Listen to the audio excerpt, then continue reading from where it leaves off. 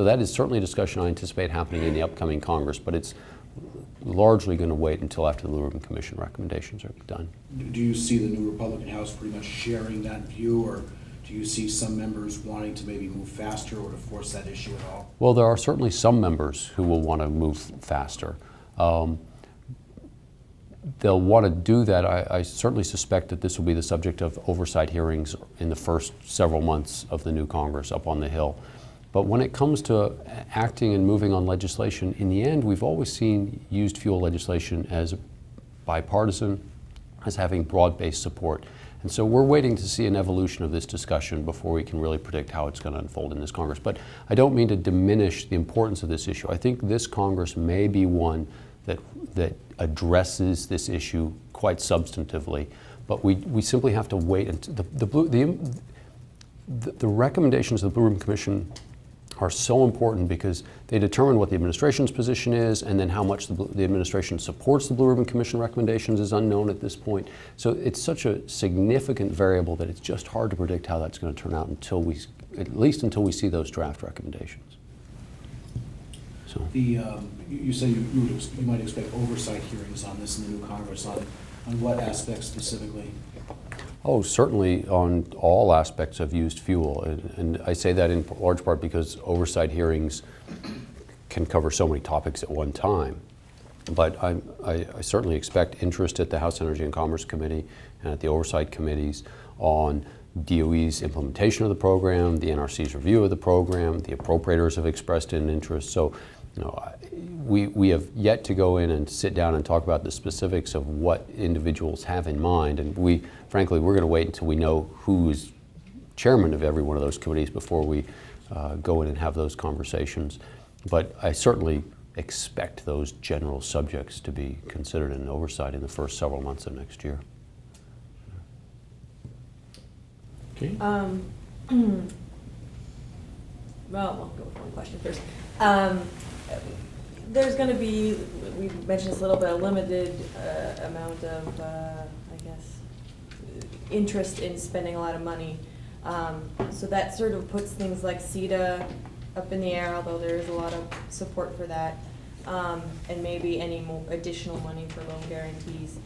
But there are several things that NEI has explored that don't require any money, including changing how current licensing for new reactors is going forward. And I was just wondering if you feel confidence in those types of initiatives that don't require money actually go forward. Have you discussed it? Well, let me talk about the first part of your question, because I think that we're looking to see if a new consensus on energy policy emerges. And our view is that policy, there's an opportunity for that policy to emerge that focuses on the more rapid deployment of clean technologies. And there are certain policies the government can implement that would influence the business environment and encourage the more rapid introduction of those technologies into the marketplace. Okay? And that general thought may be the basis for consensus in the upcoming Congress, right? Very different than the previous Congress's effort on cap and trade. This would instead focus on deployment of technologies faster than they otherwise would. When you look at that, clearly there is a concern about spending money, but the issue becomes what's the most effective way of spending money. Loan guarantees provide tremendous leverage opportunity. Right? A loan guarantee has a minimal score. Certainly for our industry, the applicant pays the costs to the government, and yet it encourages behavior that might not otherwise occur.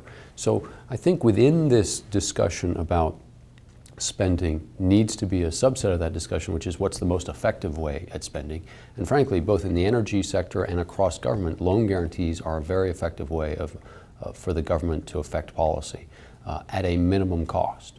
So I wouldn't jump to your conclusion about how the spending discussion will affect this. What was the second part of your question? Well, the initiatives that don't require money, that could Okay. see some movement, there was a lot in the Lieberman-Kerry bill that was in the nuclear title that wouldn't require it. There was, and we worked closely with Senators Lieberman and Kerry and Senator Graham when in the early stages of that process. There are issues dealing with licensing and other things, and all of those are things that we continue to propose. If there is broader energy legislation, we think those would be a good idea. As a matter of fact, we have copies of that to distribute to you today if you've got any particular questions. We still are supporting what's considered our nuclear policy options that we've been circulating on the Hill for about a year and a half now. But you see this as part of an energy package, maybe not going through even on, I mean, I don't know. Yes. How this would work on a probes bill, but Yes. something. Yes, our nuclear policy options and some of these broader issues like CETA and other things are things that we would pursue in energy legislation next year. Not as part of a CR, omnibus, whatever results here in the waning days of the Congress. So, please. Have you guys felt, or have you guys reached out to some sectors like the environment community, Democrats, who may have realized that cap and trade is now not quite possible in the near term, and maybe some sort of portfolio, either clean or renewable, is a likely turn for reducing emissions, and they're more willing to work with the guys to forge a coalition? So we have worked very closely with other clean technologies on a host of issues. I mean, there was in a lot of the correspondence that we've sent to the administration, for example, has had the letter ahead of the geothermal, the solar, the wind, and us on it, and also the clean coal guys on it. So I don't mean to leave anybody out, but it's been a broad-based group. It's not a formal coalition, but there's a set of shared interests. Even just in the last couple of days, as the President has mentioned nuclear, as Mr. Boehner and others have mentioned nuclear as a possible beginning of a consensus on energy legislation, a lot of people have called us and said, hey, we're interested in continuing to have those dialogues. That's not a new set of conversations. We've been having those conversations for quite some time, but there's a recognition that nuclear is very relevant to this conversation and people are interested in talking to us. We've been having those conversations for a long time, and there's a lot of shared interests. Right? John? Back to the business case discussion. There's been a lot of talk now that with natural gas prices where they are, nobody's going to move ahead aggressively. And for example, EDF might have problems finding a partner for the Calder Cliffs project, and that until there's some movement on that one factor, it's going to be really hard for anybody to move ahead. Just wondering what your thoughts were on that. Well, the issue, and I alluded to this earlier on, is what's the time horizon that people have in mind? I don't do natural gas forecasting, but there's a recognition that utility companies are interested in having a diversity of generation to allow for a variety of different circumstances that may unfold. They have an interest in clean energy generation. And for companies that are interested in building new nuclear, they have a very long time horizon. So those companies that have announced plans to move forward, so who already have reactors under construction, and there are last I checked, 1,300 people working every day at the Vogtle site in Georgia. Those companies are proceeding because they've got a time horizon much longer than they're able to forecast natural gas prices. Can I ask one Yeah, other please. loan guarantee question? There's word that the White House is looking at possibly really restructuring the loan guarantee program for renewables. Change, essentially move the money for loan guarantees for renewable projects over to this, to the production tax credit type of mechanism instead. Is there any movement that you're aware of, besides the request that you're obviously going to make, to really revamp the new loan guarantee program in any way that would satisfy some of the concerns that we've heard for a long time? Let's see, I'm aware of some of the discussion about non-nuclear loan guarantees. I'm not aware of any discussions about nuclear loan guarantees along those lines. And frankly, I would leave it to the administration to discuss what their internal thought process is before I would want to go and discuss it. But I am not aware of anything similarly being considered for nuclear loan guarantees. Yeah. What's your take on the length of time it's taken for the NRC to issue a ruling on the Energy Department's license withdrawal for the repository? One of the things that we strongly support is a transparent and predictable regulatory process at the NRC. And we would like that regulatory process to be predictable and transparent in all matters. And so it is of some concern that this issue is not being resolved predictably. We do continue to hope that the Commission will take action, will make a decision on the licensing board's determination, and if not, we expect the court will resolve that issue.